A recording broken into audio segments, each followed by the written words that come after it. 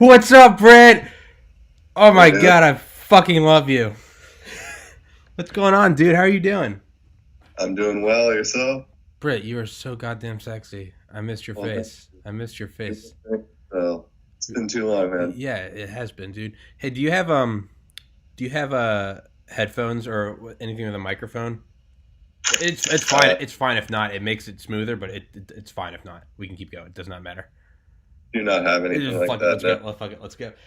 God damn, dude, your voice is so deep. You're so it's you're a stud, dude. I haven't. So for everyone that is watching, Britt and I have known each other since fifth fucking grade at Our Lady of the Assumption Middle School. What? Yeah, fifth. Yeah, Oh yeah, 2001. you came here after I got there. Yeah, I've known you since like a month before 9/11, and yeah, Yeah, I used to go to Britt's house in middle school, and I remember playing Halo 1 and we'd fucking shoot each other with airsoft guns and shit. Ugh. I mean, I could start here. I can kind of feel it coming. Yeah, go good, dude. Teach me fucking. So do you want me I, to? Okay. I'll slice that part out. About uh, yeah.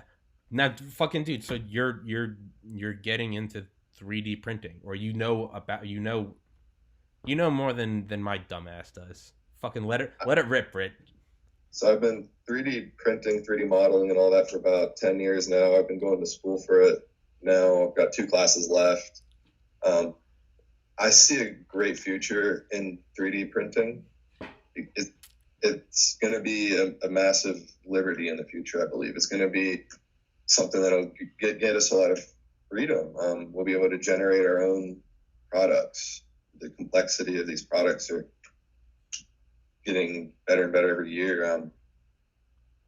And the community of individuals that are putting their energy into it is growing as well. So I see a large catalog of items that you can obtain for free. All sorts of interesting projects, toys to tools, and it's for people who have 3D printing and they have this at their fingertips. I mean, I think they're helping planet Earth in the long run. Yeah. Because eventually, what they're going to do is they're going to generate a lifestyle where people create their own needs. Yeah. You know, they fulfill their own needs without having to go to a store with, way too many items. You don't know what you want, and then you take it home. You've got to throw away all this packaging that just ends up in a landfill somewhere or in the ocean. You can cut down all of that, and you can just fulfill your needs on demand. You don't need to have an excess waiting for you all the time. And if we can cut that out of our lifestyle, I think it would help our planet Earth in the long run. Yeah, help planet Earth. It'll also be economical. And I think a lot of the people who feel stuck or who feel pressed in their situations could probably build their way out of it using that kind of technology. Yeah. So it's something to live for. Yeah. This is of course you get into 3D printing. Of course, like now that you're saying it, I'm just like, of course Brit does this. Like, of course this is what Brit. I'm just thinking of like middle school, like building shit with rubber bands and like paper clips, and it's like, of course Brit gets into 3D printing. Like, how now? What is the speed like? It can be kind of slow. Yeah. Small object can take a few minutes, and then because volume is cubic, and the larger you get, the cube root law. Yeah. It can. I've seen prints take 24 hours before, just for something that would be maybe 10 inches by 10 inches. Yeah. By 10 inches. Yeah. I saw a video on Reddit, and it was like the first 3D printed like boat, and it looked like something like Navy SEALs would use.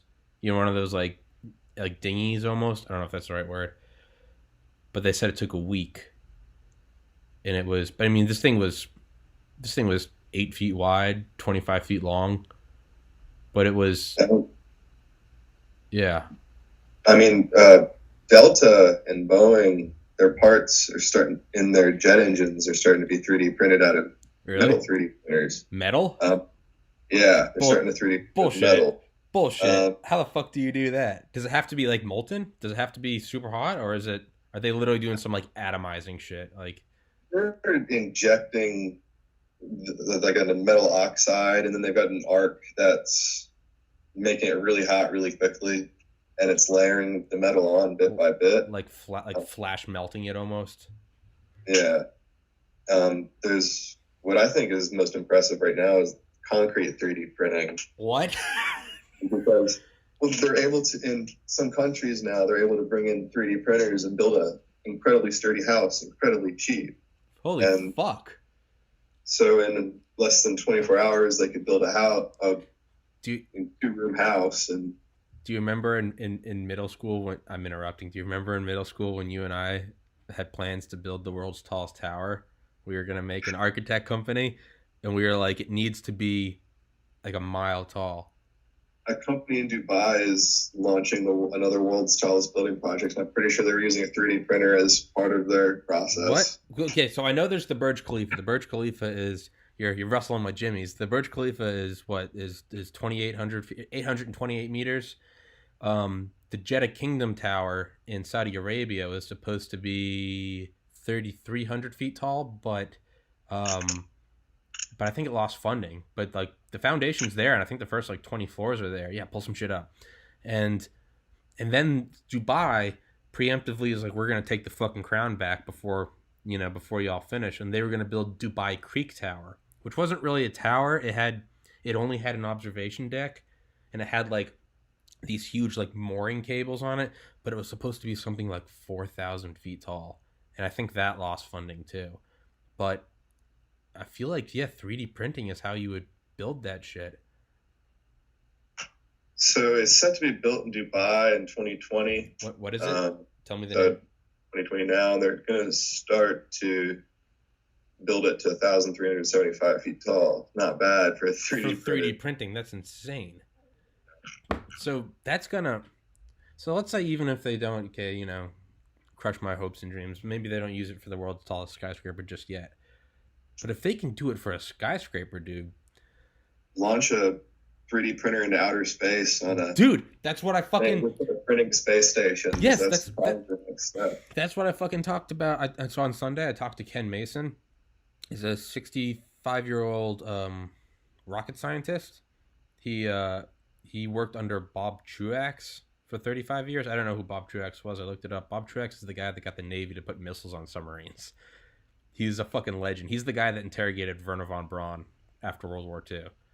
But we were talking about 3D printing, and because everything has to be aerodynamic, or it has to be in a fucking like payload shell to get to orbit, because it's going up and it's going across, and you got to hit Mach 23 to get to orbit. So you can't have any weird fucking flaps or some shit. It'll be ripped off. But you look at the International Space Station, it's this big, wonky, ugly fucking like origami fucking school summer program art project looking piece of shit. But there's no launch up so many times to get it all up into space. Yeah, multiple pieces. But the point is so there's no atmosphere, so it doesn't need to be aerodynamic. It can be this ugly fucking thing. It doesn't matter. If you could just launch a 3D printer up and just launch, payloads of raw material. I don't know what the raw material is, but just I'll 3D printing ink, but whatever that is, metal, concrete, plastic, whatever. You could start. What? Most would be plastic with most like hydrogen-based composition. It's really good at reflecting rays from the sun, and it's really light, so it's more than doable. I'm going to shut up. You talk about this. I mean, I can't wait for somebody like Elon Musk with his system to get this idea and to launch a 3D printer into space and just have an infinite number of rockets launching payloads of material. And before you know it, you've got a city in outer space. And from there, it wouldn't be much to set up a launching system to send Mars, the moon. Mars. Yeah. I think the most interesting place is going to be the asteroid field. There's going to be a lot of resource out there. Yeah. Screw Mars. Mars is just a Mars dusty... is like an insurance program. it's like it's good to go put some humans there just in case. But yeah, dude, Jeff Bezos talked about the what? The resource he's probably looking at is out in the asteroid field. That's the fucking gold mine. That's the 1849 gold rush of our day. That's because they said a single asteroid could yield something like $1 trillion of like rare earth metals, like, you know, I don't know, like rhodium or palladium or fucking. He said, you're like, yeah, what if you just went and found this thing with, I don't know, like 100,000 tons of platinum? Like, exactly. What? That would change everything. It would change it. Would accelerate our progress dramatically. Yes. It's if we can just go get the fucking raw materials, and it's, you know, people looking at it the old way are like, well, that's going to crash the economy. It's going to deflate. No, fuck that. It's more resources cannot be bad. Like, there will not need to be an economy when you get to that point. We get to a point of we're going to accelerate so fast. The idea of the economy is it's going to be an antiquated thing. Like, we're going to look back and be like, hey, remember when every house had like a fireplace because that's how you got light at night? Like, now we have fireplaces because it's like, oh, it looks pretty. But we got fucking, you know, I got a light right here. I don't need it.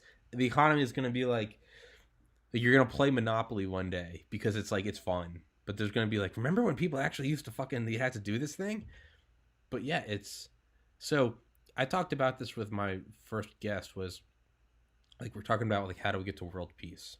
And it's not it's obviously, this isn't my idea. I'm stealing it, but the idea is that if we can end resource scarcity, that's where all conflict stems from, artificial or real. Because if it's artificial, but someone's subjecting you to it, it's real.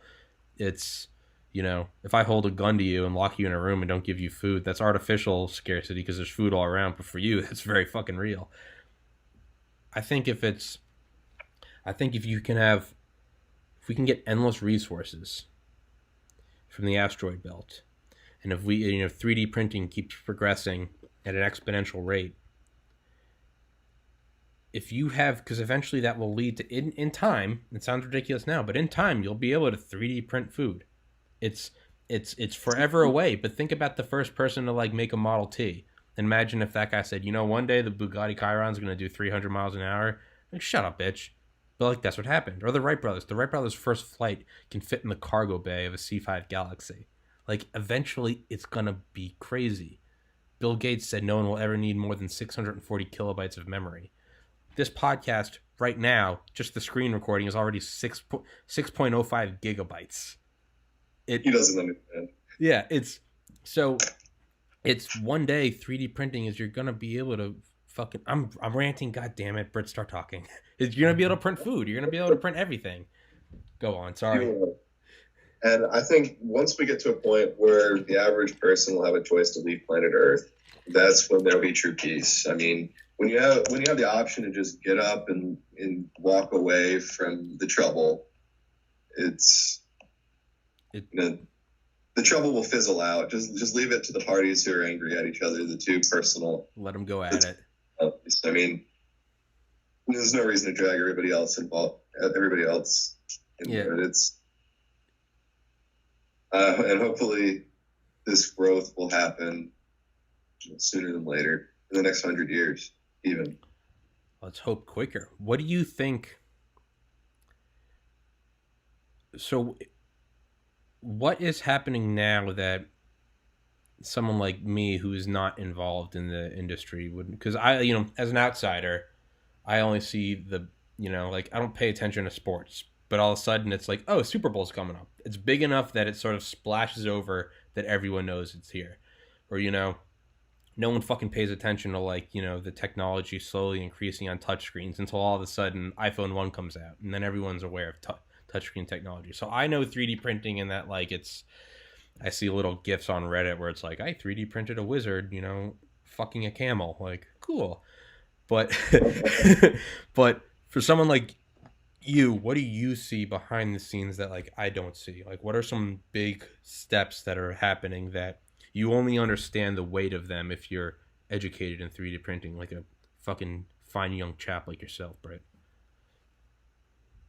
Well, I mean, 3D printing is going to open up a whole lot of new complexities to architecture and engineering, and we may be able to start to see rapid advancements in automobiles, airplanes, very soon. There's some companies who have been implementing it for about 5 years now, and it's kind of underneath the surface, but it's already starting to show some promise. And I think as somebody who doesn't know much about it, I don't think you're going to need to in time. I think it's going to come to you, and I think it's going to be at a level of convenience that you can't ignore. Mm-hmm.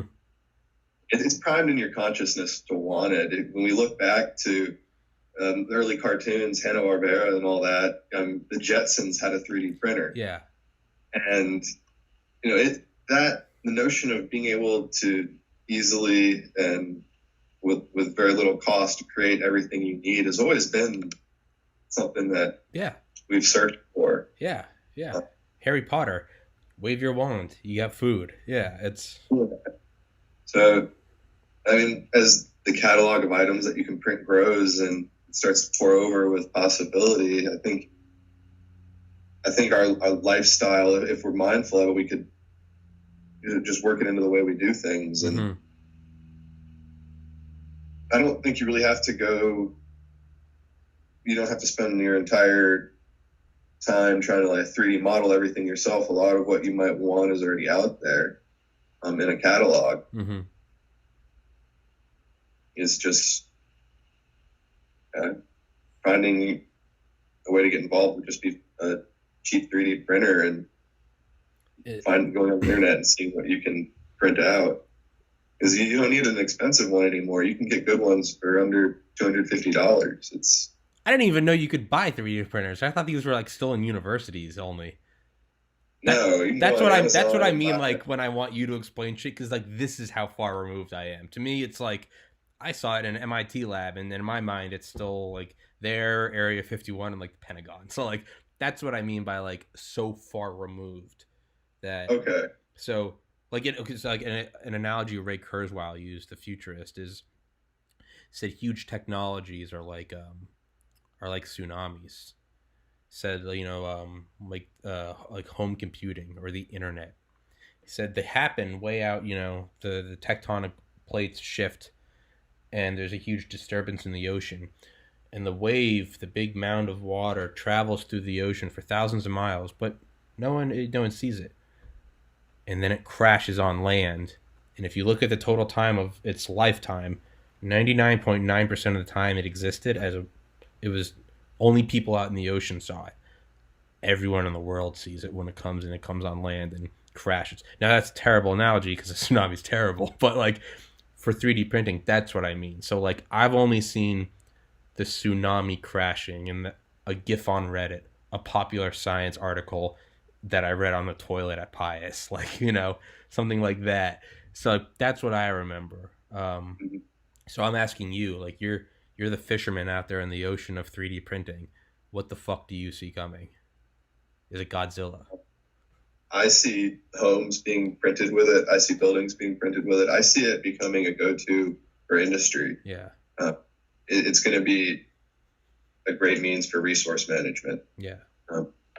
So I think, it's the best way to kind of lost myself there for a second. You're fine. It's what, so I guess that's what I meant earlier when I asked, what significant things are you seeing that as the guy out in the ocean, you're seeing the significance? Hey, the big tsunami just went by some buoys or something.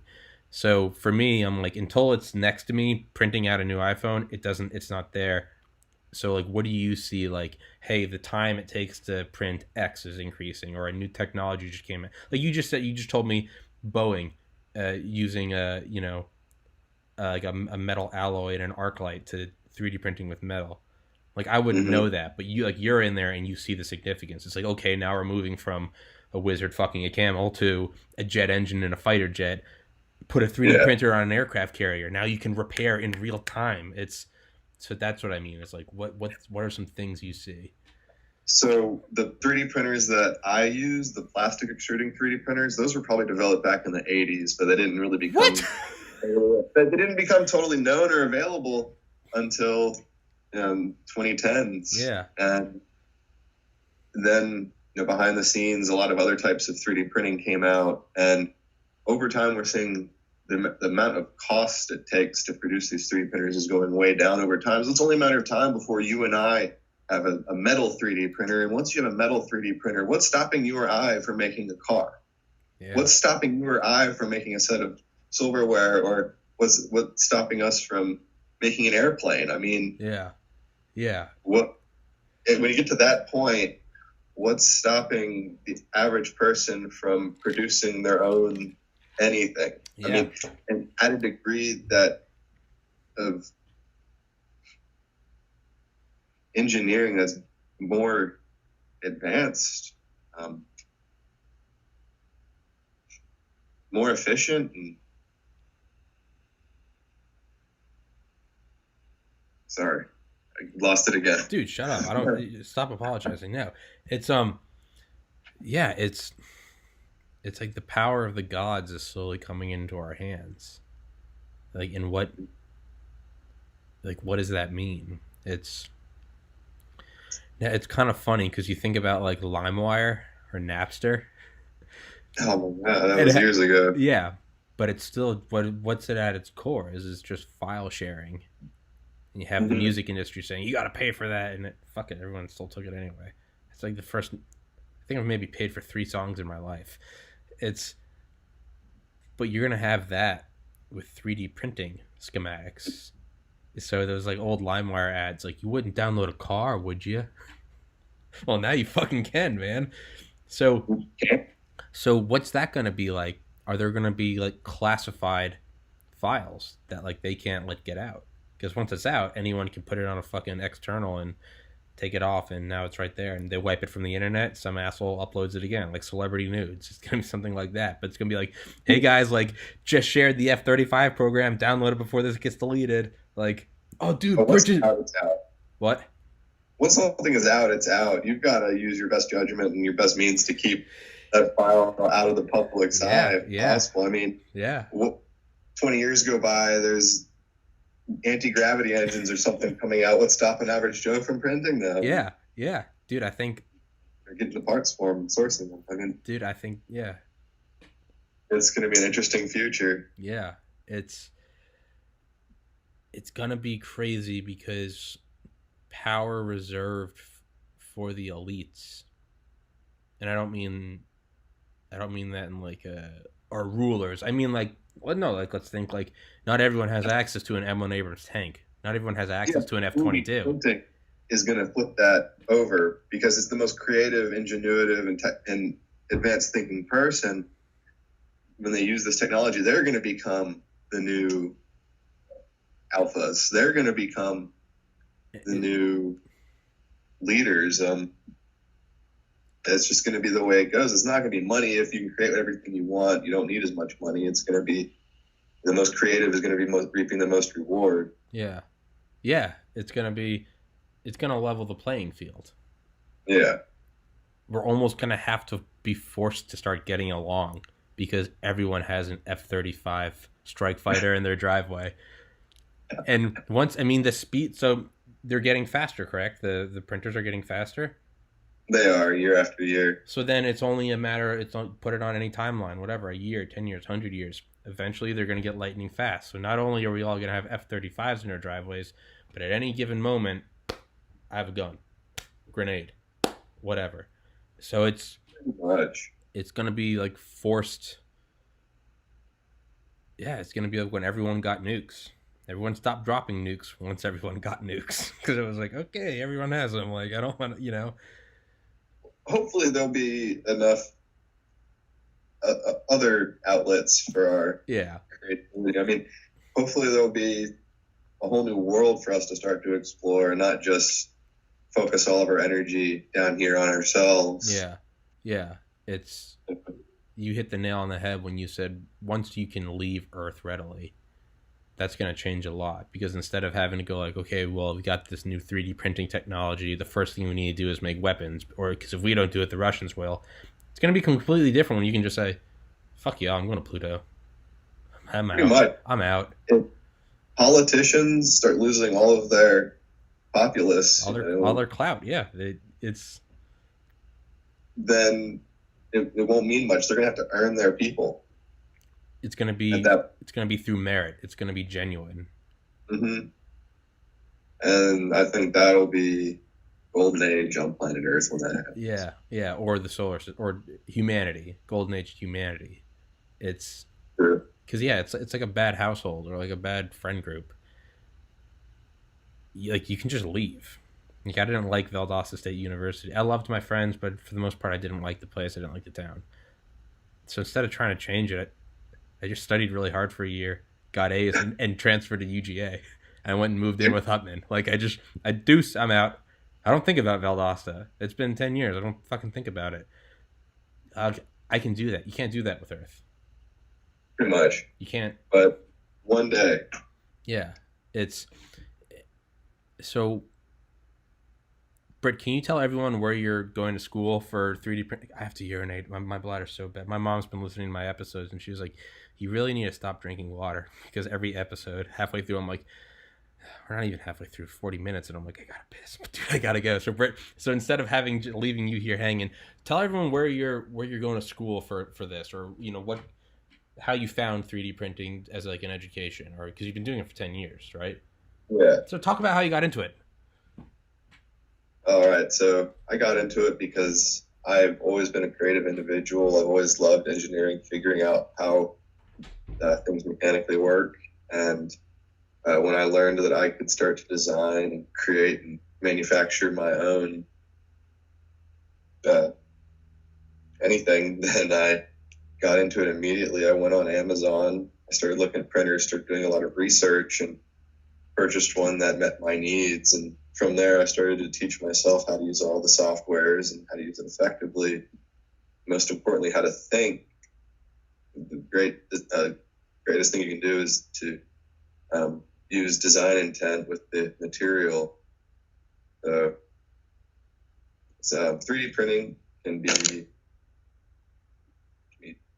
difficult at times. It can be finicky.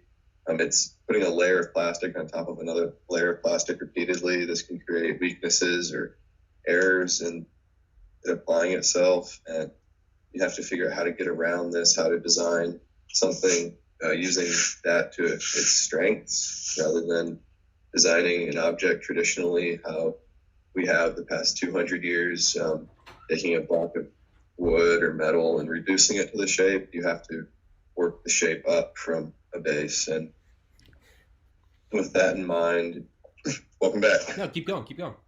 Yeah.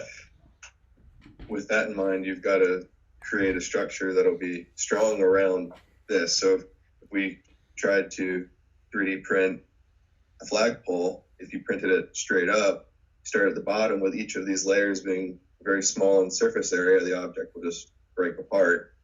But if you printed it long ways, there's a lot of surface area between the two layers and the object will be stronger. So you got to think differently than you would than you've had to think over the last few hundred years of industry. Okay, well now I'm going to ask you to go back because now I'm interested in that. So you have to. I heard what you were saying. I figured, yeah, you're printing vertically, but you're saying that you have to think about it in a different way. Like Chris Hadfield, the NASA space commander, what a fucking awesome title, space commander. But he talks about going up to the International Space Station. One thing you got to get used to is that there's no borders, but also he's like, there's no top and bottom. It's just a sphere. You go, oh, the North Pole isn't the top. That's an arbitrary. So this is a long-winded way of saying you have to look at something differently that you've never had to look at differently before. So what were you just saying? You have to look at construction differently.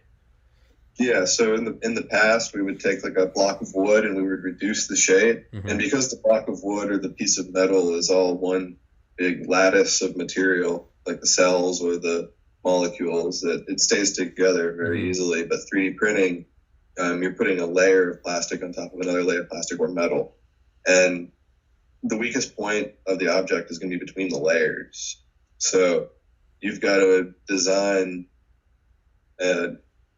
your object around this weakness.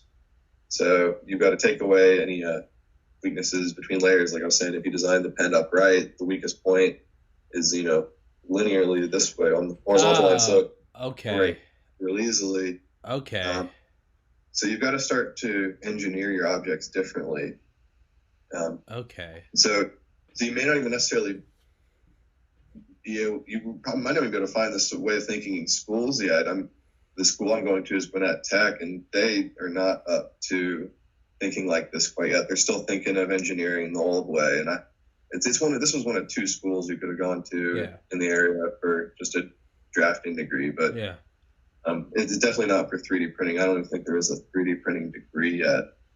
That there should be. Yeah. I mean, it's a whole way of thinking into itself, and it could revolutionize planet Earth.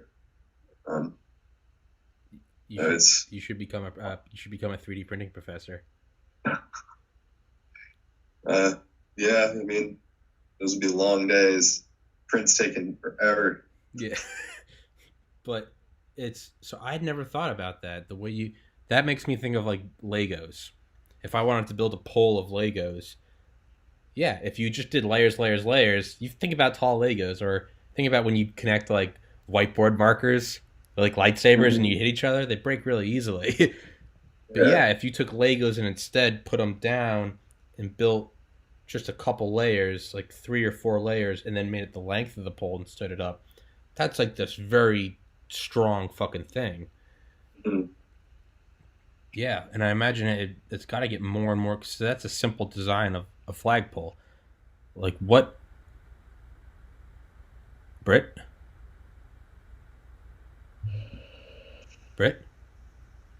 You there? Somebody tried to call me, my bad. Oh, okay. I was like, what the fuck? I said on hold. I was like, Britt, did you just fucking mute me? All right, Tommy, I'm done with your dumb ass. But I wonder what... So if that's just some like flagpole, you got to think differently. It's got to get more complex once you get into like crazier designs. There's things that you're not even thinking of. Exactly. There's things you have to design around entirely, or I find having to do a lot of interlocking parts. That's what's great about 3D printing right now, is snap fitting things together. You don't even need screws. You don't need a lot of those other pieces. You can just, if you design it just right, you can just fit them together perfectly. That's insane. I mean, I imagine a new way of thinking entirely. Yeah. Around it. You're making me really want to get in the designing right now. Dude, good. Let's prime your brain. Let's get you going. Hey man, I tell every guest this. I can talk forever, and I can and will talk for 15 hours. So you tell me whenever you're feeling like you've had enough or you got to go, tell me, because I won't shut up. I'll keep going. So no, I'm good. I just don't know what else to say about 3D printing. No, you're fine. Good. I got questions. So how can you do, I mean, like a normal printer, I wonder if that's offensive to 3D printers. What do you mean normal? 3D printing rights, bro. #me3. Not PC, bro. Yeah. So, but like a normal printer, you think normal, black and white forever, and then we finally get color. And you can print, and so I print a picture, and it goes through super fast, but it's changing different inks as it goes through. Can you print in multiple materials right now, or is it pretty much like you're making this out of plastic, you're making that out of metal, you're making the whole thing out of metal? Like you get one choice. There's no like, different materials. Is that a barrier to complexity right now? I don't think anybody's tried to design too many 3D printers that can do multi-materials like that. I know some can do multicolors, like adding different plastic extrusions into one another, but fuck that. They may not, but they may not fly properly. But I could see to where you like manufacture a metal piece on a 3D printer A and like taking it over to 3D printer B and like adding like the other pieces in another material. I could definitely see that happening. But no. I mean, it just comes down to the coding of the printers. I mean, that shouldn't be a big deal. So you couldn't build like a I wonder if we need to edit that out and you patent that shit. We keep that on the down low. But could you make like something with multiple different, like, for lack of a better term, nozzles? It's plastic, plastic, plastic, metal, metal, metal, plastic, metal, plastic, metal, some cement, plastic, metal. I feel like that would be the next logical step. That would be if the metal didn't generate a lot of heat. Oh, yeah. The plastic or the cement would just crumble. But I mean, if there was a way to really do a low heat means of applying it, sure. Like doing it in outer space where there's no heat, just dissipates. Well, what if you... So they use that metal... To do the metal printing, they use that arc light to superheat it. So what if you just had something under that and it was just like something shooting just like fucking liquid nitrogen? And it was just like arc light heated up, get the shape, liquid nitrogen, flash free. I mean, we're getting now into something that's going to cost $1 trillion. But in time, I mean, like we talked about, the plane or the fucking, or memory on a computer on a long enough timeline, it will... Think about fucking texting with a phone and you had a limited number of characters versus... Or think about the first iPod, you know, have it OLA or something. Yeah, this puppy can hold 100 songs. And now here you and I are talking in real time with fucking full, beautiful video on a computer. Like, it's in a long enough timeline, it'll happen. So do you think there's going to be that multiple nozzle printer? And yeah, you said the heat problem. Well, if you can heat something up, it's always more difficult to cool something down because any energetic process creates heat. So by cooling something down, you produce heat. Like, you ever feel the back of a refrigerator? It's fucking hot as shit. The heat goes somewhere. But, I mean, we could if we figured out nuclear reactors, like, I feel like we can figure out the heat transfer for this. I wonder if it's happening, if what I'm requesting, I wonder if it would be occurring too fast in the change in energy. The change in temperature would just require so much energy that it wouldn't be economical. It would be better to do what you said. 3D print it, bring it over, metal print it, bring it over. I think the pieces can be engineered in such a way to where the two would fit together so seamlessly and easily that it would look like it was a single piece. I think that would probably be the best way. I mean, I see in the near future us being able to 3D print just about anything. I forgot to mention earlier that people are getting into circuit board 3D printing. What? Yeah, they're starting to get to where they're manufacturing their own circuit boards on 3D. Jesus fucking Christ! Here we go. It's only a matter of time before you press a button. Okay, I've got a cell phone circuit board or something stupid like that. Like, you got a couple of the components already pre-manufactured, and the system just puts them in place. And then it's the plastic material, but it's coming. So if we can, it's going to be the point where you can make anything. So if we can 3D print fucking skyscrapers and we can 3D print circuits, what if we put one of these fuckers in space on like the dark side of the moon, where it's far side of the moon, but when it's dark, where it's cold as fuck, and there's no heat dissipate, or you don't need to take care of heat dissipation because you're in a massive infinite heat sink?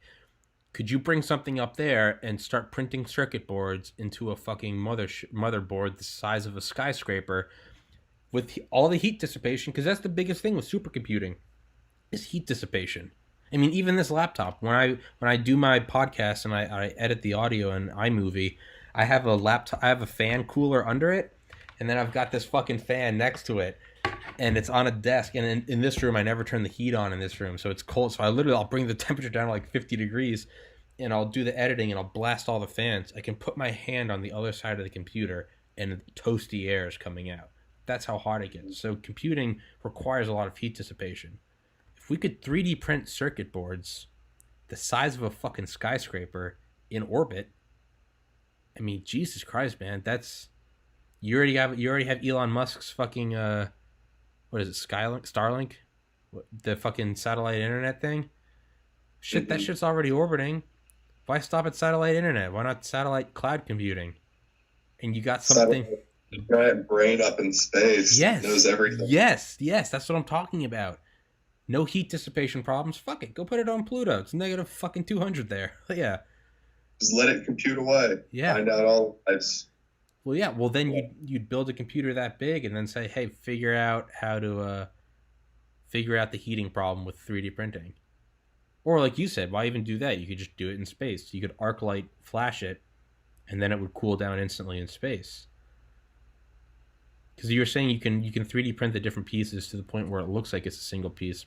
But I'm not talking about the aesthetics of it. I mean, like, the very allure of the 3D printing is that it's all one thing, that you don't gotta fucking so single printer technology with multiple different resources. That will be to compare. That is to using multiple material 3D printers to put something together. What 3D printers are to current construction. It's the entire allure as it's one streamed process. It's not necessarily the aesthetics. For some people it would be, but like I'm talking about, like, there's no assembly. It's fucking press the button, go. You can have something that consists of silicon and cobalt and polyurethane and fucking whatever. I could see that one day for sure. Maybe metal in small quantities. I'm probably just imagining a very large amount of it at once. If there was, as long as you can get the cooling down, it can be done. Yeah. It would have to be perfect though, because you don't want it to cool too quick. Plastics will buckle. Yeah. If you don't, metals can do. Somebody out there is going to spend a lot of money figuring it out. Why not you? Why can't you figure this? Hey, we're all poor, man, but you the brain power, dude. You got figure this shit out, man. I'm trying. So I've got what? I've got my plans, my projects, my hopes, and all that. Yeah. Now, have you? Sorry, I keep interrupting you. I'm sorry. So have you done your? We can edit this out if you don't want it. Have you done or pursued that farming? Anymore? So where I work now, I work in a hydroponics store. Okay. And it's in our best interest to pursue it. We're waiting. Let me see if the Georgia Department of Agriculture has come through, but we've just been waiting on the USDA to okay our plan. And can you explain that? What is the plan? I don't know if you can talk about it or if you want to talk about it. The Georgia Department, they've been trying to write a plan to get approved by the USDA to allow Georgia farmers to grow hemp. And it's going to allow a lot of other people too as well. Basically, it's going to be $50 an acre for tax for harvest. And you got to, of course, be below the federally legal limit of THC. And it was like 0.3% is almost nothing. Fuck that. And so it's hemp. It's not marijuana. But it still has its place in the marketplace here. Mm-hmm. A lot of people do like it, and it does pave the way for something further along down the road. Sorry, taking my meds. As soon as the Georgia Department of Agriculture says it's okay to get the license, we're going to get it. We're going to start building the space to start growing hemp and hopefully in time get into other kinds of cannabis cultivation. Yeah. So now, is it going? So it's a hydroponics. So is it producing hemp and like hemp related products, or is it CBD? Does CBD count? Is that considered? Is it psychoactive? I used CBD once, and I don't know if it's placebo effect or not. I think I wanted it to work, so I was like, I was having a panic attack at my little brother's house like a year and a half ago. He was like, "You should take some CBD," and I took it, and I was like, I think it's working. I don't know if it actually worked though. It's not going to attach to many receptors in your brain. It's mostly going to attach in ones that are like your skin, your joints, your organs down here. So it's not one that's going to affect you much. It may make you sleepy or calm, but it's not going to make you high. Yeah. Yeah. Well, so it's not on the scheduled list. Well, so it's perfectly legal. And Georgia, we don't really have much of a medical marijuana plan. We've got a medical hemp plan, and then a farmer hemp plan that's coming along. Yeah, well, Georgia's never exactly on the forefront of progress. No, we're kind of dragging our feet. I mean, that we proposed a plan and it was denied because one line was wrong. It's like, come on, Georgia. Jesus. One line is in the way. Well, I think you got to use that mindset. I mean, obviously easier said than done. You got to use that mindset. Jesus. You got to use that mindset we talked about earlier. You up and leave. Why wait for Georgia? Now, obviously, it's because there's money involved, but like, why not just up and fuck this? I'm going to California. I'm going to Colorado. I'm going to Vermont. How come you don't do that? Got a lot of family here. Yeah, I like them a lot, and I'm hoping to have the best life I can have. Yeah. Where I got them. Yeah. I mean, maybe in a couple of years if it doesn't happen here. Yeah. I like to see my grandparents there. Yeah. Dude, absolutely. No, it's easy for me because I was born in New Hampshire, moved to Arkansas, back up to New Hampshire, moved to Georgia, moved to Maine, back down to Georgia, then to southern Georgia. Parents live in Maryland. Like, brother Charlie's in Texas, Patrick's in D.C., all my mom's family's in New York, dad's family's in New Hampshire. Like, so I've been kind of conditioned my whole life to just sort of always know when to. I mean, literally, that's how I met you. I was just a new kid. Hey, I'm Britt. Hey, I'm Tommy. Like, So, but no, I get what you're saying, man. There's more important things than pursuing this. That was a beautiful answer. Why wouldn't you do it? Because I want to live the best life. My family's here. That's fucking goddamn beautiful. That's why I love you. I'll have my opportunity. Yeah. So what if maybe you don't move? Have you thought about like purchasing land out somewhere where it is legally? Do it. Don't live there. Do it as, maybe you go out a weekend a month and you oversee it. Or I don't fucking know what I'm talking about. I don't know how it works, but I feel like if that's where your passion is, make it, maybe not move out there, but, contract. Yeah, I agree. Right now it's just going to be very caustic. The markets are very turbulent and it's way oversaturated. Really? Out there, out west, yeah. Yeah. A lot of farmers in Colorado and California right now, they've been getting squeezed because, a lot of their products ended up out here, out east. So the federal government's trying to clamp down on a lot of the overproduction going on down there. So prices are all screwy all over the United States right now. Yeah. The farmers are only going to make like maybe $1 a gram if they're lucky. So Jesus. So and then all the handset exchanges and everything. I mean, we're talking like large scale farmers and stuff. Yeah. Now, so I'm traveling back and forth, and I've got to take all that into account. It's gonna probably be very caustic in the end. Yeah.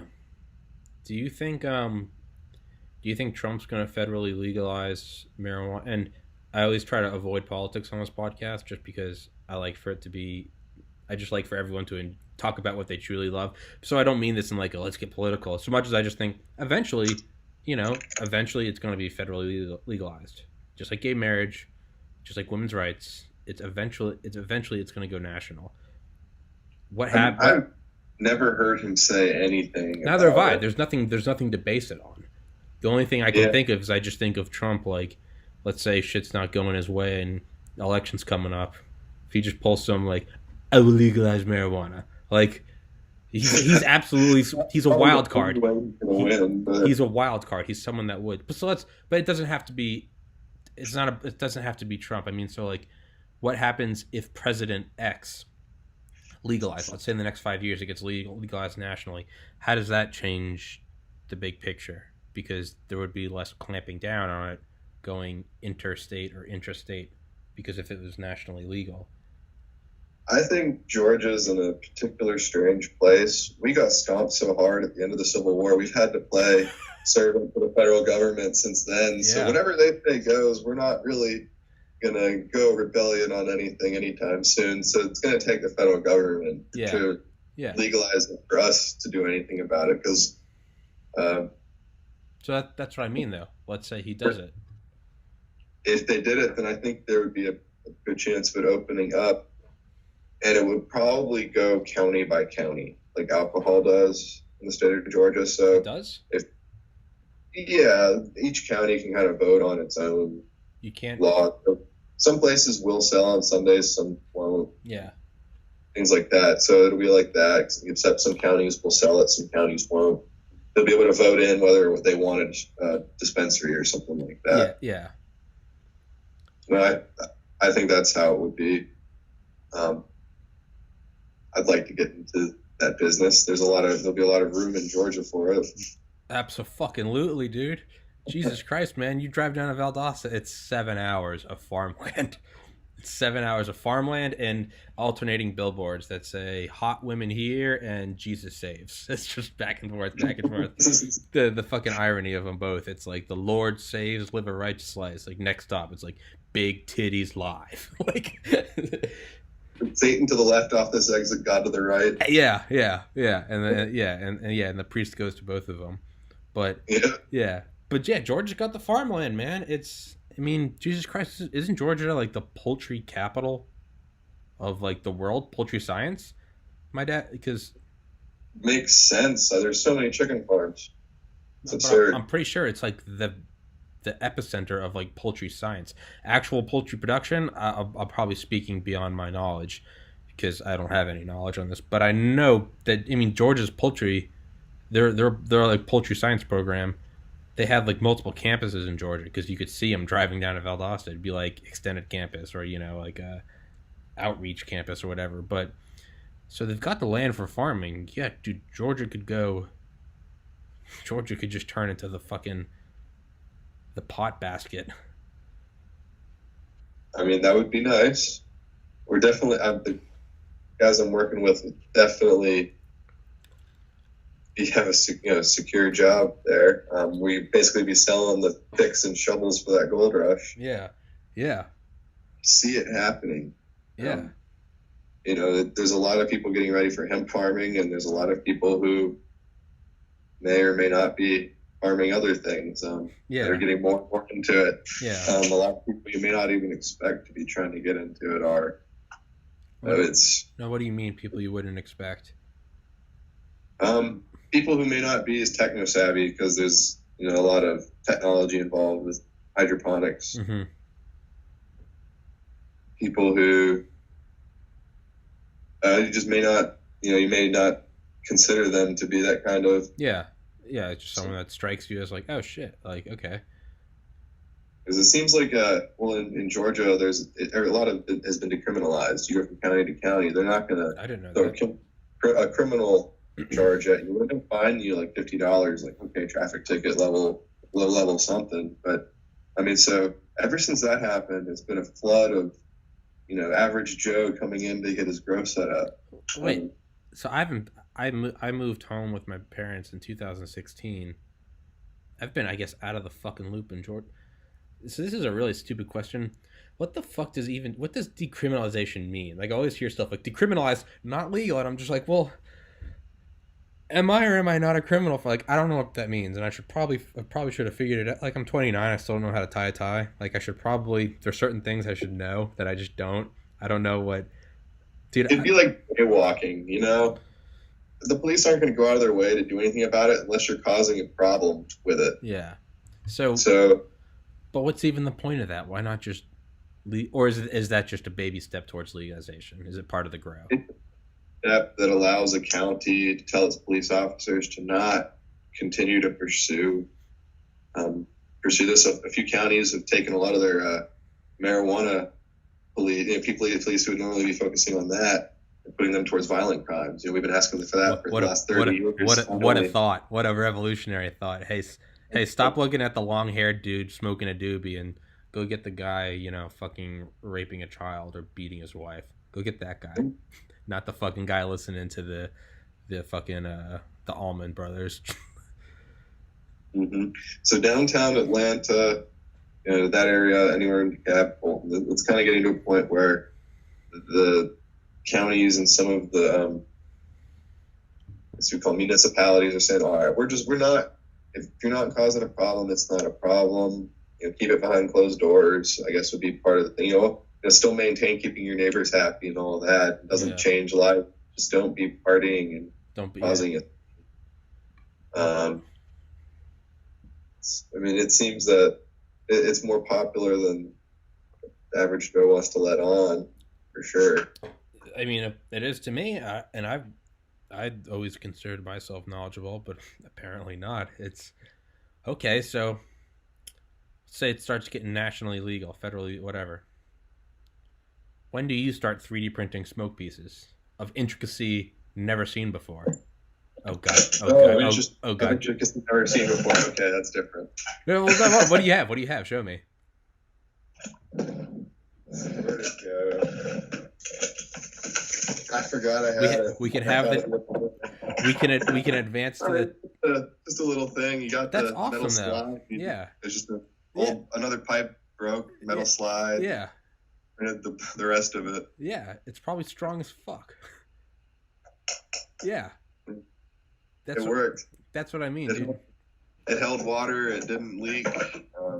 My senior year of college, our last semester at UGA, I'll leave out the names, but we it was like it's like August 2013, and they all were gone one weekend, and I had just gotten my MCAT scores back, and it was like a month after that, and I was like pretty sure I was pretty sure I was gonna get into med school, and I had a semester left, and I was like, I'm free to fuck around. And I remember I was smoking out of this bubbler, and I left it in the freezer because I was high, and I was like, I want it to be even colder. Not just cold water, not just ice. It was, and of course, in true me fashion, I can't just do it. I have to do it to the millionth degree of complexity. So I was like, it can't just be cold water. It has to be cold water with ice. And then I was thinking, I just finished physics and chemistry, and I was like, well, what about heat transfer? I don't want the actual thing to. I was like, so I want all of it cold. And I was like, okay.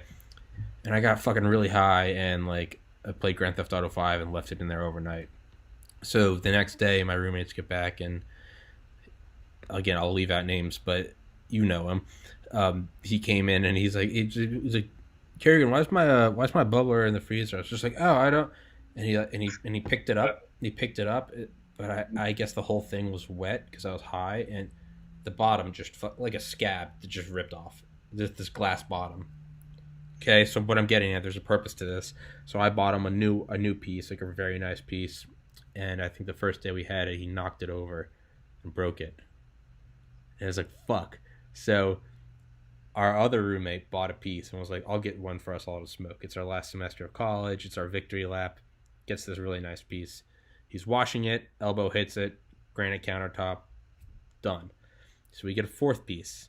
And the next guy is cleaning it with water, and he was like, let's just keep this. And we're like, yeah. And he starts pounding it on his fist, and then he misses, and it hits the side of the sink. So we go through 4 pieces, each about $200 in the course of about 2 weeks.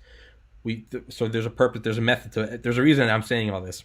We finally pitch in about $2 each, and we go get this fucking like epoxy acrylic blue bong that we could throw across the room, and this thing was a weapon. We named it Big Rip Paulson from fucking Fight Club. His name was Robert Paulson. We named it Big Rip Paulson because it took big rips out of it. It was Big Rip Paulson. But it was this, and everyone came to love it because it took away the anxiety factor of like, got this nice piece, got to put it down. No one hit the piece. It was just this strong as fuck thing. You could put it in the washer or the dishwasher. You don't need to worry about the heat change because this thing wouldn't fucking break. You could blast it. You could hit it and get out all the gunk. Do you think that is obviously people that don't want a piece are just going to get a vape, whatever. Okay, fuck them. Pieces are fun. Do you think that there's going to be, the downside of that is it was this ugly blue piece. It wasn't this, this beautiful hand blown, beautiful thing. It looked like a fucking dildo. It was nasty, but it was awesome. Is there a way that you could make like something that resembled glass? You could 3D print it, but it'd also be powerful enough, strong enough that like, you could knock it over. It's not the end of the world. Is a very long way of asking. Do you think you could like 3D print like faux glass or reinforced glass? Might be able to. Glass is really just a liquid that's in an incredibly immobile state. Really? I mean, it's a liquid. I didn't know that. Yeah, it's just an incredibly viscous liquid. like on some old windows back in the day, if you see some incredibly old windows, they'll be like thinner at the top, and they'll actually get oh, really? Because it's towards the bottom, because slowly over time, just over like 200 years. It's yeah. Oh, damn, that's pretty fucking cool. So I don't know how. I mean, if there was like a glass like plastic, sure. I mean, the problem is, even this plastic that I showed you there was clear. Yeah. But you can see like all the layer marks. You can still see all like the travel marks on it. It's still really imperfect. Yeah. Oh, but this reminds me, actually, that's just one style of 3D printing. There's another style that uses lasers. What?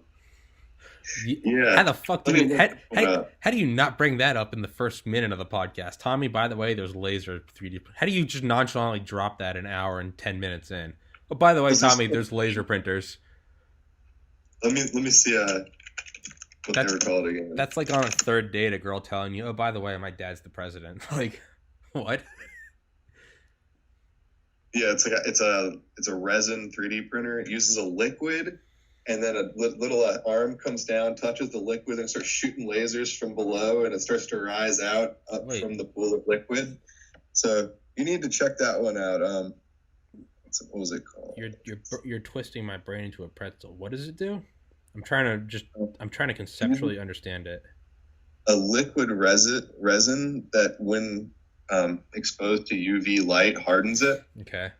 There's a pool of resin in the bottom, and an arm sort of comes down to meet the pool of resin. Okay. And lasers start to fire in the shape of the object from below and rise up out of the pool.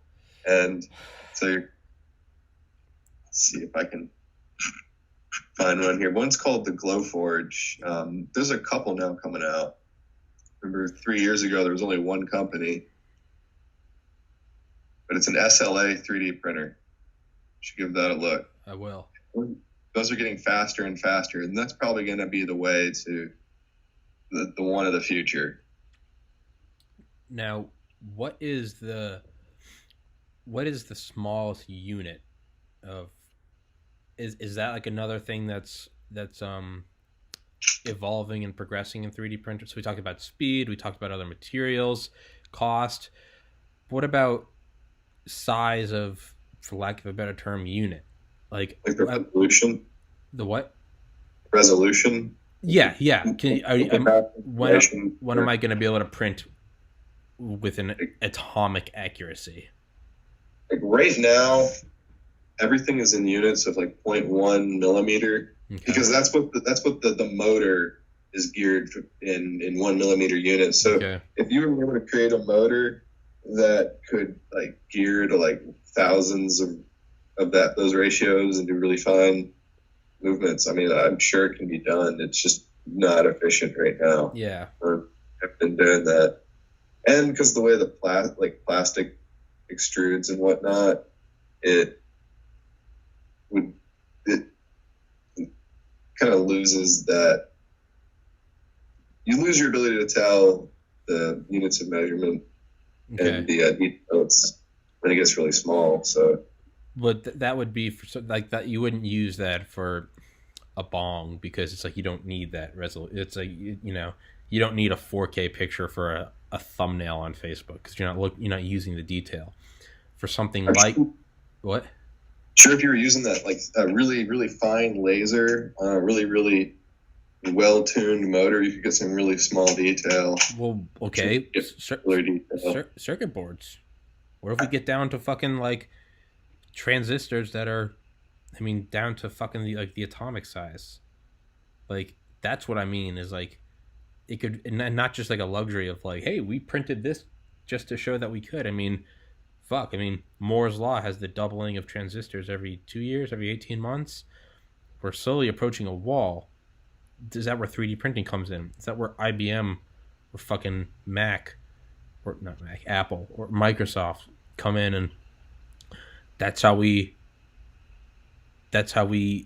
put even more power in the same size? That's how, your iPhone now, well, that's not how you get like an exabyte of memory on your iPhone or some shit. Like, how else would you make these, the literal smallest possible unit for computer chips? Because you can't go below, I mean, unless you went to subatomic, but that's when you get into the quantum world, and now you start getting crazy. But like, it just, yeah, you get fucking gluons and quarks and up down. Yeah, have you ever heard the quark song? No. Yeah. A quark is a fundamental constituent of matter, observed in 1968 through deep electric scatter. We thought that protons something that it's about quarks. I'm going off the rails. At what point will we be creating, if it's shown as a necessity? Okay, so when shit gets done, here's a way to put it: shit gets done when there's a national security incentive behind it. Doesn't matter until all of a sudden it's, no one gives a fuck about missiles till we realize we can put nukes on them. Then it's fucking, all right, now you got the power of the Pentagon behind it. Well, right now we're going tit for tat with the fastest supercomputer with China. Like, that's something where we aren't dominating, where we're trading places every year, keep taking first place from each other. So that's clearly something that because we use the most powerful supercomputers in America for what? To simulate nuclear explosions. That's what we use them for. The most powerful brains in the world, we use them. Yeah, there was the test ban treaty. Sure, we don't blow them up in reality, but we blow them up on computers. So there clearly is a national security imperative to get the fastest supercomputers possible. And if we are going tit for tat with China, would it not be 3D printing? Would it not be 3D printing the smallest possible circuit boards or transistors? Whoever's listening to this that is knowledgeable about computers is probably like, this fucking moron is butchering it. But it's... I mean, I'm sure there is somebody out there who's developed a 3D printer that is capable of getting incredibly small detail. I mean, it's only a matter of time. Then the materials are there and the means are there. I would probably say that's probably 10 years away. Okay. Something like that. It's going to take a lot of research, and that kind of research is going to be like taking like really laggy left step, really laggy right step. Yeah. It's dragging their feet. I don't think the military complex is and national security is implementing 3D printing to its potential. Mm-hmm. They're contracting other people to do it, but I mean, that goes more into like 3D printing parts for a bomb or something, not really computer tech. Not that. It's still the little guy trying to prove that computer tech could work from a 3D printer. Yeah. Yeah. Well, at least not that we know of. That's declassified. True. Because right now, just one knowledgeable individual who developed a plan and kind of put it forth, and then now I think there's a handful of people doing it, but it still hasn't gotten huge. Yeah. Now, I think if we really want to build the best computer, go back to throwing it out in outer space, and you think that make it as big as you need to make it. Well, until you don't want to make it so big that it fucking collapses and undergoes fusion. You don't want a fucking another sun. Maybe you do. Made out of plastic and circuits. That would be. Yeah, well, it all break down to its fucking constituent parts. But, are you good to keep talking for a little bit? I can, yeah. Yeah. Do you want to do till 1? You can, yeah. No, is that okay? It's a good time for lunch. Yeah. Do you care if I go to the bathroom again? My bladder's so bad. I'll go to the bathroom too. I'll be right back. Oh, God damn it. Okay, you go first. You go. We can't have to. Actually, no. I can just splice this out. I can just edit it. All right. All right. Let's go. See you back here. Oh, perfect timing. So what? Oh yeah, nice. So can you explain to me what hydroponics is? Like, I know it's growing in water, but what's the benefit to it? Why go through all that trouble? How does it work? Explain to me, because I don't know anything about it. Is basically anything that isn't a substrate made out of decomposing matter. So you could use cocoa core, rock wool. What?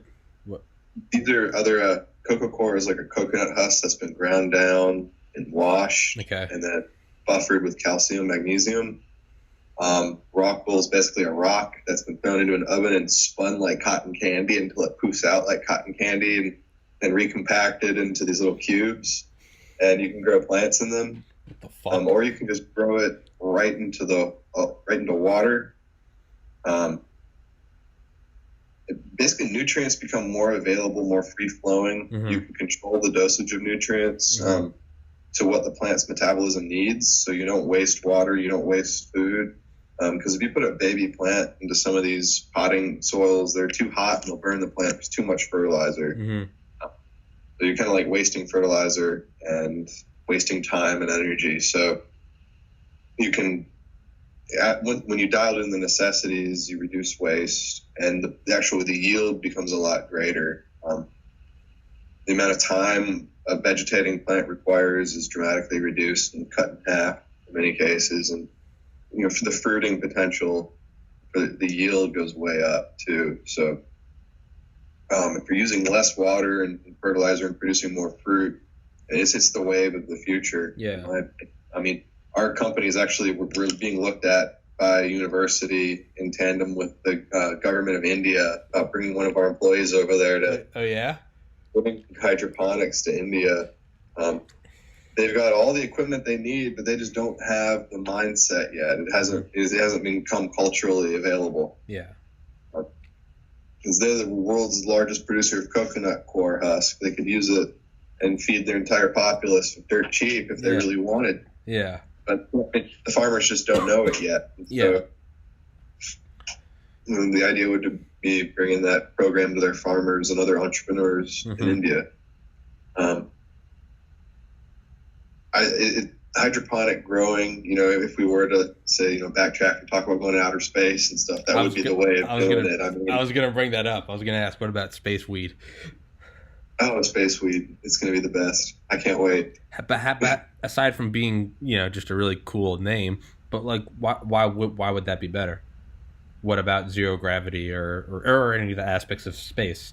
Not zero gravity, but microgravity. Not necessarily the zero gravity itself, but just not having to have a bunch of dirt. You don't want to bring a bunch of soil with you. Mm-hmm.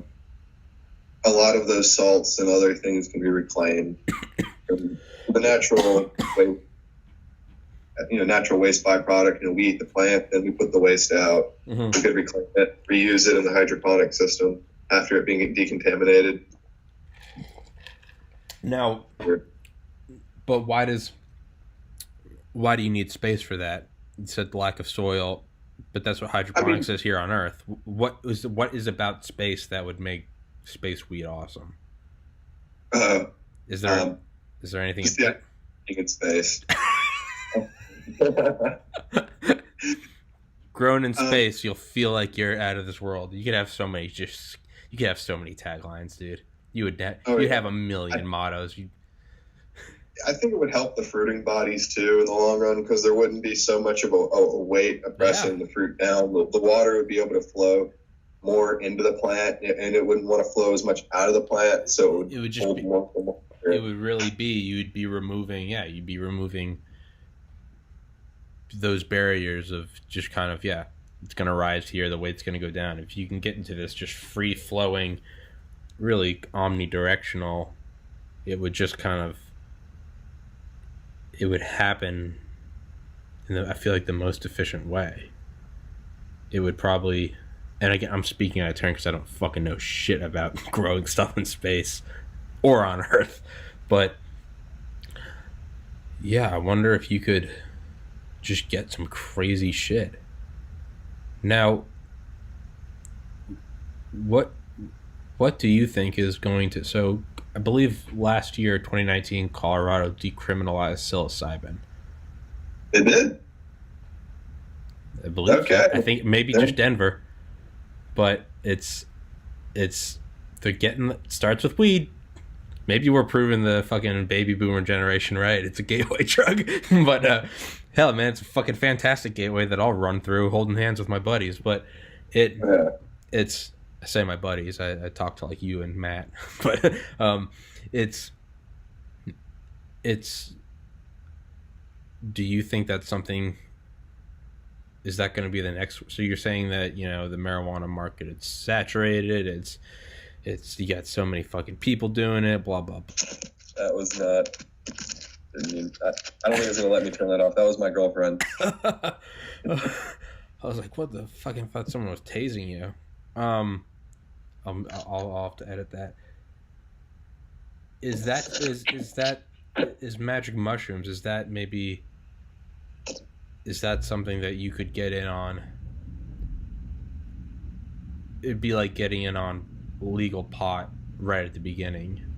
Would getting in on growing mushrooms. Is that, I'm just trying to tie anything that you would be interested in, or that's something you could do. Is there not the same money in that? Is good money. I think although a lot of people, mushrooms are going to be more of a thing that you absolutely have to have time set aside to do. A lot of something people don't have much of anymore. Yeah. So there'll be a market, but I just don't think we'll have the opportunity to take mushrooms as frequently as smoking a joint. We hope that we get into a society where we all just take mushrooms all the time. It's National Mushroom Day. Everybody get high. Man, that's how you fucking get world peace. Everyone in the world.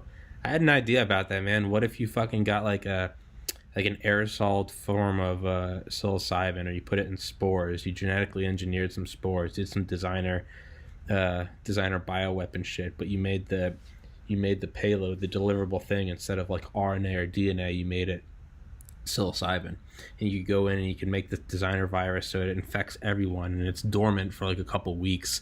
So what you do is you'd go to like hey NSA, hey FBI, you can track me now. You'd go to like international airports and you'd have it sprayed into all the vents, get it on everyone, let the fucking air travel spread it around the world, have it dormant for a couple weeks, so now people are spreading it to each other, and as they go out into cars and trains and their homes, so eventually you fucking get everyone in the world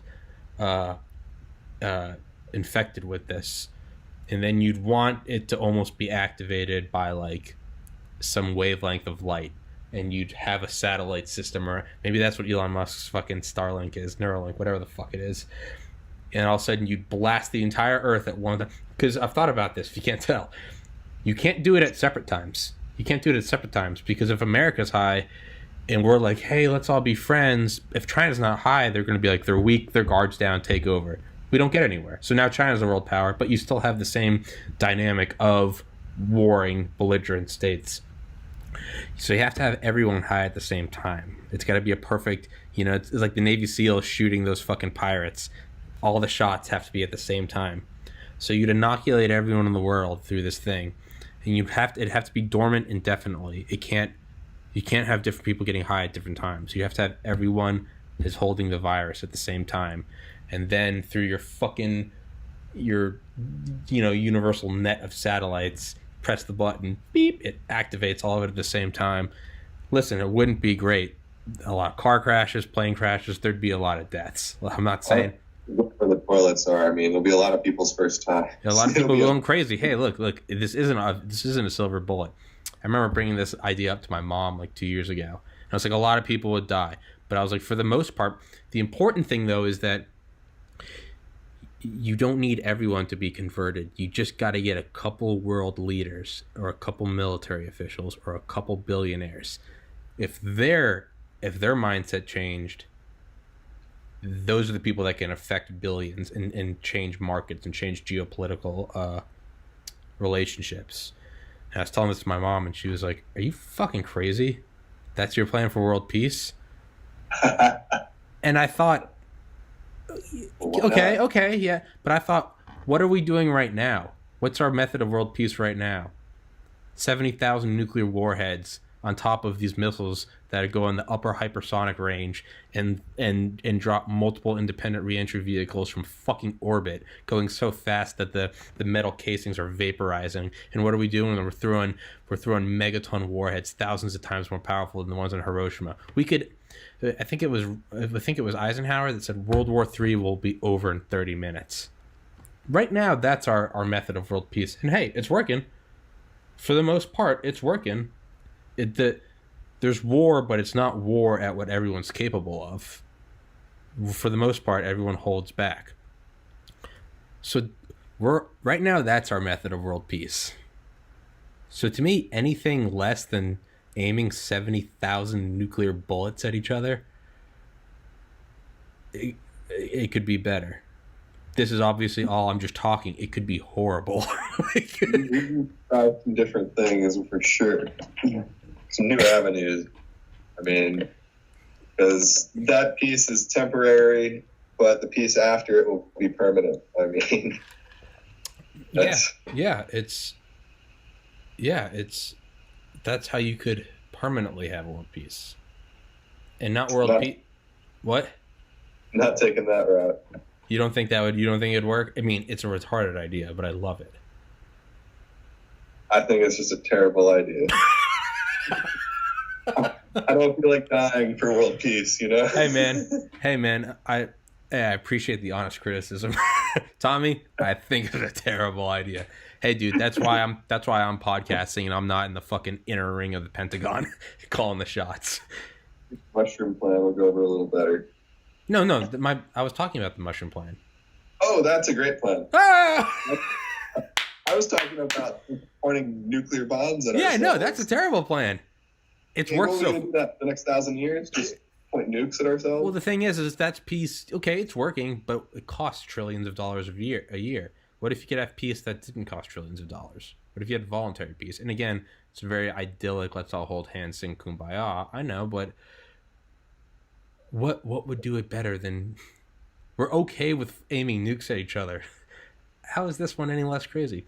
Now the problem is like, free will. Timothy Leary said the 2 commandments of the molecular age are thou shalt not inhibit anyone else from putting chemicals into their brain, and thou shalt not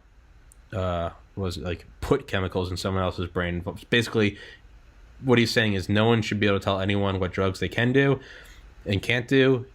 And the second rule is, and you should never dose anyone. So there'd be, that moral problem. But what better shot do we have at fixing this thing forever than inoculating 7 billion people with a designer spore with psilocybin, maybe some LSD, maybe a little MDMA, and some UV activated thing, and we fucking blast it with a satellite system, and everyone gets ripped at once.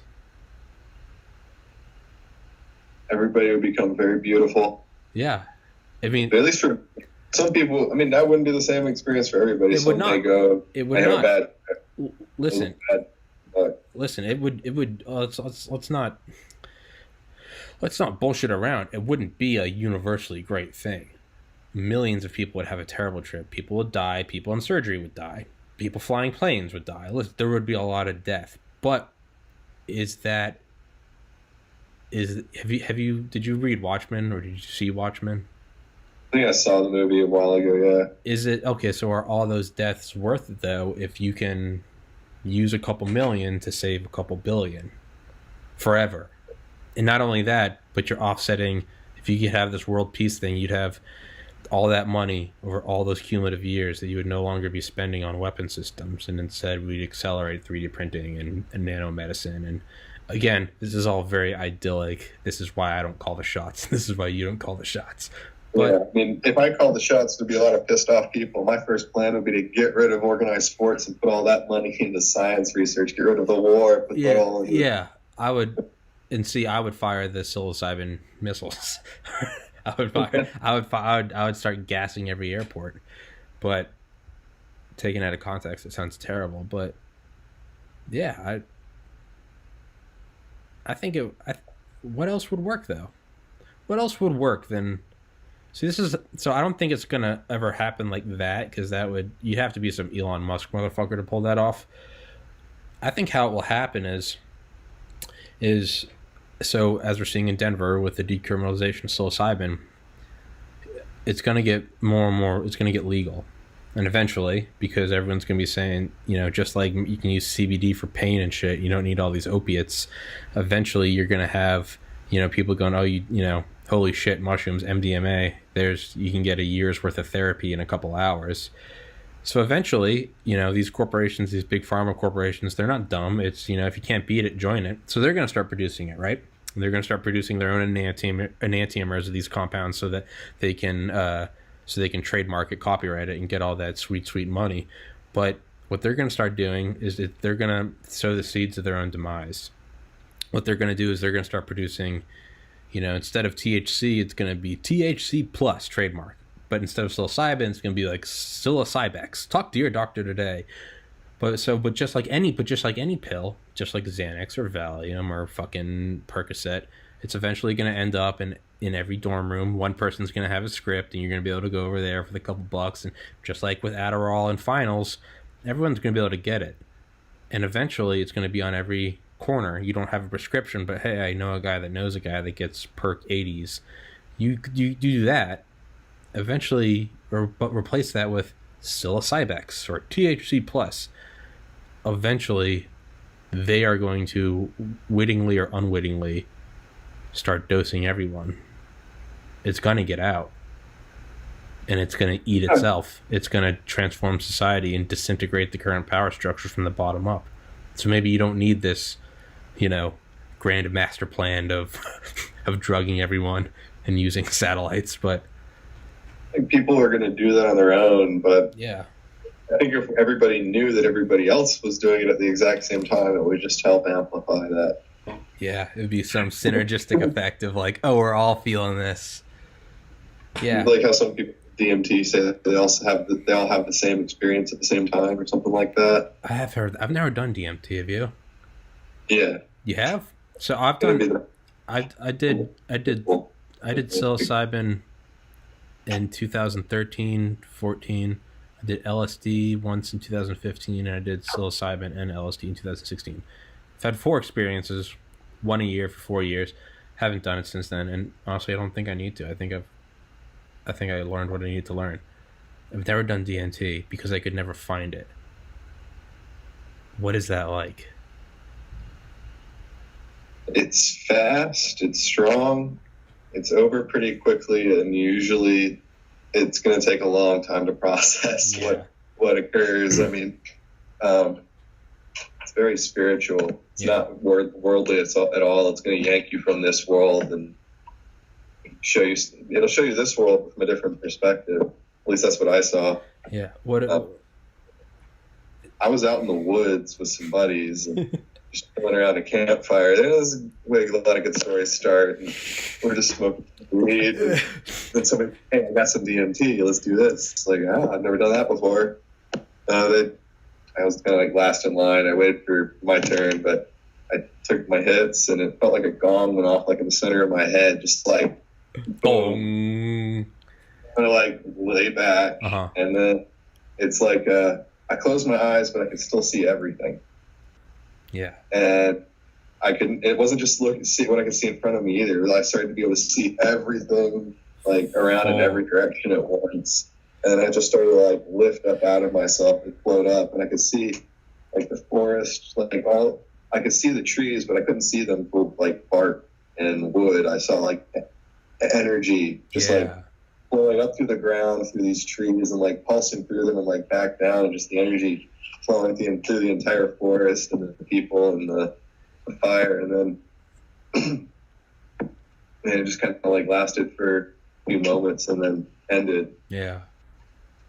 It was very fulfilling to see how everything just was so connected and full of energy. Yeah. How there was more than one way to see, life. Yeah. And so there's more going on than what we can see. Yeah. It's a lot more questions from it than answers, but it's proof that there's more going on. Yeah. It's first time I took psilocybin, it was like you see There's no doubt. There's no postulation of, do you think there's more to life? Do you think there's a... You're there, and as sure as I am that this table is wood, you're like, oh, there is more. Like it's undeniable. You see, and it's not like, oh, you're tripping, man. No, like you just... It's plain as day. You're witnessing something. You're witnessing. It has nothing to do with factual understanding because you're there. You don't, when you fall in love and you first get that fluttery feeling and you're talking to a girl you love, you don't need to rationalize it or explain it to anyone. It's just like, you know it when you know it, you know? It's when you experience psychedelics, you're like, oh, like everything's going to be fine. Like this life is temporary. That doesn't mean everything's going to be fine and that we're all happy. Like, no, you're still going to suffer. You're like, the big picture, you're like, everything's going to be fine. Like, we're all here. Like, there is no true death. Like, everything. We don't see the big picture at all. What? We don't see the big picture. No. We just see like a little pinhole. We're looking at an individual picture, one frame of a movie that is 1,000 frames a second and lasts 1,000,000 years. That's, you step outside and you see the whole film, and you see the projector, and you realize it's just a film. It's not something, and I hate it because it sounds so inclusive and hipstery and douchey. Like, you just have to do it, man. You can't know. Because I fucking hate that. But like, really, like, it's a disservice to try to fucking put it into words. It's like, It's like if you went to a beautiful concert and I said, Britt, what was it like? And you handed me a fucking a glass of sour milk, a pair of dice, and an old shoelace. I'd be like, dude, it'd be one thing if you tried to repeat the tune. Oh, it sounded like doo doo. I'm like, you're not even using noise. You just handed me a bunch of shit. But that's what it's like to try to explain it. It's like, I don't know, man. But I guess that's what it's like for you to try to explain DMT to me, because I've never done it. I would like to at some point in my life. I'm at a good point. I feel good, and I don't feel any need to do psychedelics. I'm a big proponent of like was it Alan Watts that said it? Maybe it's Marshall McLuhan. When you get the message, hang up the phone. Like, you don't need to do it forever. You do it, okay. No, I totally understand that. I've only done it a handful of times, and I haven't gone out of my way looking for it. It usually finds me when I'm looking for it. So that's what Hunter S. Thompson said, man. He said, you don't find psychedelics, they find you. Yeah, that's true. Fuck yeah, man. Well, it's 12:50. You wanna call it? Yeah, we can. Not sure what else I can say. Yeah, I mean, like I said, dude, I can talk forever. I just you look like you got somewhere to go, and I don't want to keep you here if you got. I'm gonna do some laundry. That's gonna get noisy, but other than that, I'm just hanging out till about 3, and I'm gonna go hang out in the grow room for a minute. Fuck you, man. I'm so jealous. God damn it, Britt. You gotta do that. You could be a great salesman. Me? Yeah. You could.